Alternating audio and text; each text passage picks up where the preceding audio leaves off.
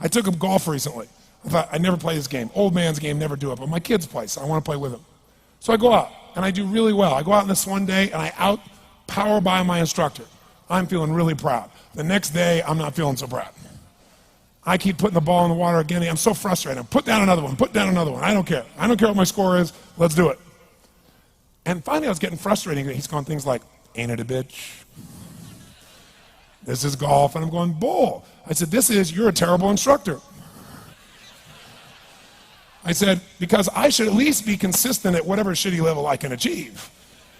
I said, I know I'm not Tiger Woods, but I should be able to be consistent, and you're just telling me it's difficult. Telling me it's difficult is not helping. Tell me what to do. He said, well, actually, you're only a little bit off. I said, could have fooled me. He said, no, you're about a millimeter or two off. I said, you're joking. He said, no, watch this. He said, I didn't teach you this yet. He said, when you approach the ball like this, he said, if you change the angle that you're attacking this just 1 or 2 millimeters, in the very beginning, do you see how that changes the arc? This one, instead of being on the green, by 1 millimeter, now you're in the water.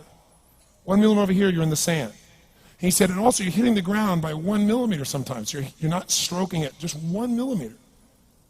I thought, what a great belief system that when all hell's breaking loose and nothing's working, that you're only 1 millimeter off. Because most people think it's impossible, so they give up. Isn't that true? And in real life, it's true. So 2 days later, I'm going to see one of my clients. I do a lot of coaching, and I have a man who's the top plastic surgeon in the world. He's going through some tough times in aspects of his life.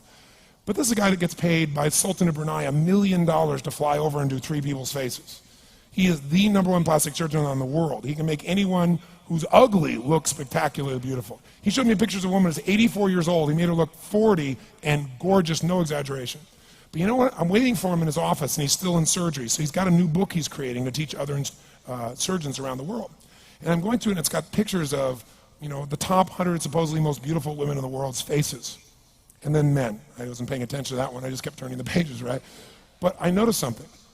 He's got all these measurements, and he has mathematically calculated what it takes to make someone look gorgeous, man or woman. And it's a few millimeters. Interesting. For example, on a woman, the distance between the top part of your lip and your nose, this little distance, the measurement of that, if you're beautiful, gorgeous, is the same size as your eye. If it's 1 millimeter more, you have an average face. If it's 2 millimeters more, you are butt ugly. Okay. The difference between butt ugly and gorgeous is 2 millimeters. He's got about a dozen of these little 1 or 2 millimeter changes he makes, and it's a different person. It is unbelievable. So a very powerful belief to leave today with would be, nothing's working, I'm 1 millimeter away. What little thing do I change? And when I do, it changes everything. Because I'm heading this direction, I make this little shift. You take that out an hour from now, a day from now, a week from now, a month from now, you have a totally different destination from that direction. But the 1 millimeter change, I'll show you one of them right now. Check this out. Stay in the state of certainty. Some of you lost it. Intensify it, whatever it takes. Make your move, come on. Make your move. Say yes. Say yes. Say yes. Say yes. Now feel that in your body. Don't let go of it. Now watch. Here's the difference between being certain and being uncertain. Did you see that? Certain, uncertain. See if you can find that little spot between the two, where you drop just a little bit of your chest, and you feel it drop, and come back up, and drop it. How many can feel that difference between where you really feel it, now intensify it, and where you dropped it? Is it a tiny difference, yes or no? Yes or no? Now, could you condition yourself to feel great in this state? Yes or no? So what I want you to do is give yourself that opportunity. So the way we're going to do is very simple. We're going to go in a peak state. And then we're going to train ourselves. Because guess what? If you're in this state of certainty, and all hell's breaking loose in your life, people can't figure out, you go, move, I'll handle it. People go, he's so lucky, he's so confident. No, here's what I've created for my life, and anyone I know has succeeded. I'm a 17-year-old kid from Azusa, California, with no real education other than self-education, with no background, with parents that did their best, all of them, with no money, but I did one thing. I love people, and I had an enormous demand I made upon myself, and I sculpted my mind and my emotions to get me to do whatever it would take to achieve and to contribute. But to do that, I did it by using my body and changing my focus. I did it by putting myself in a peak physiology and using what I call incantations. Can you train yourself to believe something, yes or no? Absolutely. How many of you ever made the fatal mistake of going to Disneyland or Disney World, and while you're there made the fatal mistake of going to a ride called It's a Small World After All? What happens for about a week after you're out of that damn place? You're still singing this thing in your head in 24 languages, right? Well, let me tell you something. How many of you have things when you want to go achieve them and this part of your voice goes, oh, it's not going to happen, or forget it? How many got a voice that sometimes interrupts that good pattern? Say I. And what you want to do is train a new one. So starting when I was 17, I started doing incantations, not affirmations. Affirmation, you go, I'm happy, I'm happy, I'm happy, I'm happy, I'm happy. What's the problem? You haven't changed your what? Your what? Physiology. If you don't change your physiology, you won't get anything. So in incantations, not only you speak it, but you embody what you're saying with all the intensity you can. And you do it with enough repetitions that it sticks in your head. Like It's a Small World, now the conversation in your head is always the same and it gives you what you want. So you use your body and your voice.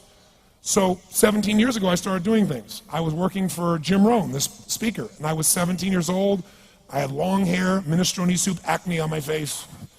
And I was trying to call on Bear Stearns type of people and convince them why they should go to this man's seminar and be more successful. I was driving a 1968 Volkswagen that I had earned at $40 a week as a janitor. The only way I did it was park far from the building and then go in, and I love people, and I believe when I put myself in state, and I was able to influence people that were far more successful than I was at the time. I would do something that I still do backstage and have done for 23 years because I don't hope I'm going to be in a good state, I demand it. So I do an incantation using my whole body. I'd say, I now command my subconscious mind to direct me in helping as many people as possible alive today to better their lives by giving me the strength, the emotion, the persuasion, the humor, the brevity, whatever it takes to show these people and get these people to change their lives now. And I would do that literally driving in my Volkswagen to a meeting in LA on the freeway for 40 minutes. People are looking at me, I'm screaming at the top of my lungs. They're going, I know he's a serial killer, I know he is. But by the time I entered that room, when two people meet, if there's rapport, the person who's most certain will always influence the other person. And I was totally certain, and they were trying to get revved up to certainty. Do you agree with this, yes or no? I do another one because I was poor. I changed my mindset. I kept doing things, but I never got beyond it. I'd say God's wealth is circulating in my life. His wealth flows to me in avalanches of abundance. All my needs, desires, and goals are met instantaneously by infinite intelligence, for I'm one with God and God is everything. And I would imagine the abundance of my life, and I would feel so grateful. And a year later, I went from making $38,000 a year to making $1 million a year in 1 year. Because successful people do what failures won't. You follow me on this? You know?